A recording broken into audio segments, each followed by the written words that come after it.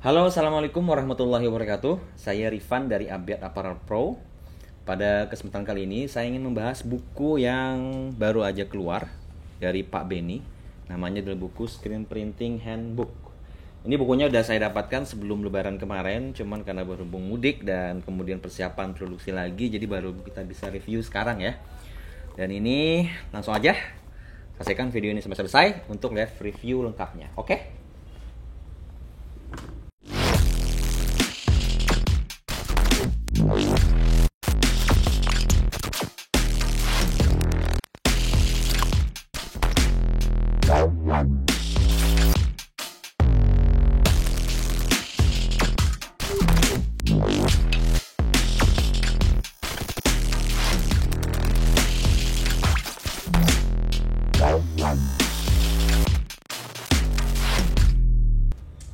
Oke.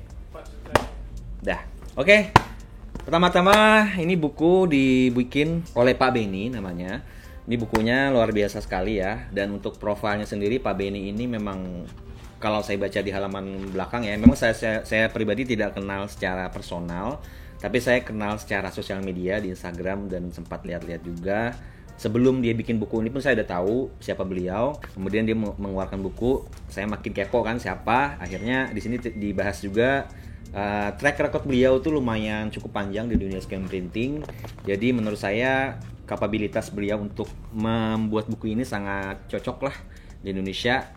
Orang yang memang benar-benar udah berpengalaman dan memang linknya luar biasa di luar sana, dan jadinya ya sangat cocok lah untuk membuat buku ini.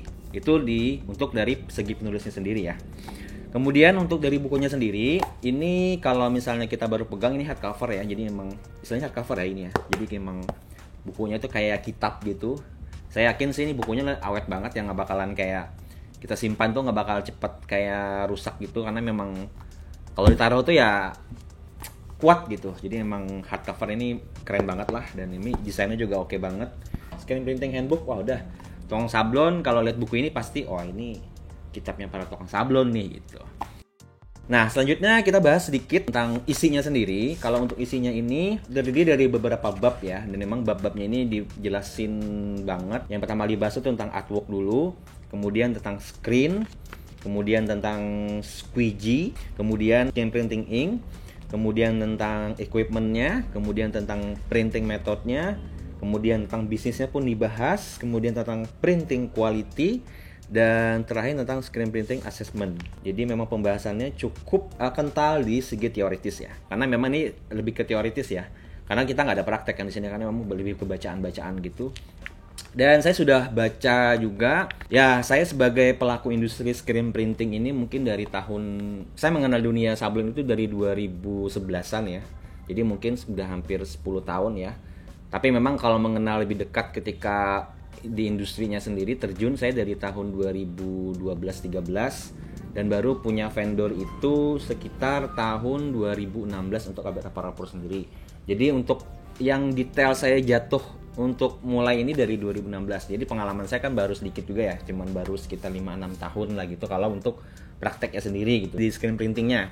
Nah, dari beberapa yang saya baca di sini juga memang ada beberapa kendala-kendala ketika saya produksi, dan terjawab juga di sini nih. Oh, itu namanya ini gitu. Oh, itu namanya ini, kayak misalnya sablonan itu misalnya kayak float. Terus sablonannya itu memang ternyata terlalu kental, penyebabnya ini itu, dan bagaimana cara mengatasinya itu terjawab di sini gitu. Dan beberapa anjuran-anjuran yang memang juga sangat kita perlukan di sini dibahas juga. Misalnya kenapa harus kita pakai film itu tidak pakai HVS, itu kenapa, ada alasannya. Walaupun kata beliau juga di sini Indonesia sudah berkembang pakai HVS, tapi ternyata yang lebih baik itu ini. Tapi ya memang ada saran dan sebab akibatnya lah kenapa pakai itu juga kan. Kalau Indonesia kan lebih ekonomis kan, tapi kalau pakai kertas kayak yang transparan gitu kan emang biaya lebih gede. Tapi di mana bagusnya ternyata buat kualitasnya. Tapi ternyata ya kebutuhan Indonesia masih bisa untuk KTS misalnya. Tapi ya itu pembahasan itu dibahas di sini gitu. Yang saya baca di sini tentang posisi saya sebagai owner dari screen printing bisnis gitu.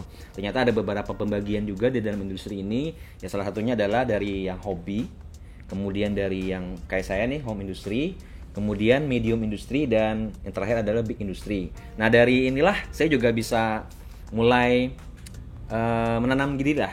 Jadi saya tahu posisi saya sekarang di mana. Saya itu bukan buat hobi, tapi udah masuk di home industry karena kan buat kebutuhan industri, tapi belum sampai ke medium industri karena memang untuk mencapai medium industri itu ada beberapa pembahasannya di sini, dan bagaimana cara untuk sampai ke big industry pun ada di sini. Jadi memang kita mengetahui jadinya posisi kita tuh di mana sekarang gitu sebagai owner dari scan printing bisnis gitu.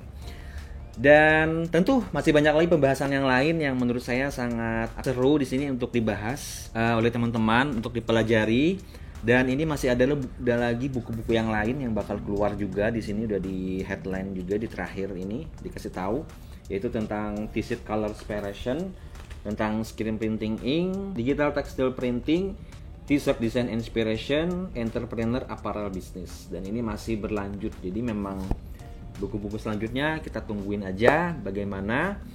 Dan semoga buku ini menurut saya sangat bermanfaat banget buat kita sebagai screen printing business owner atau screen printing addict lah gitu, yang suka nyablon gitu.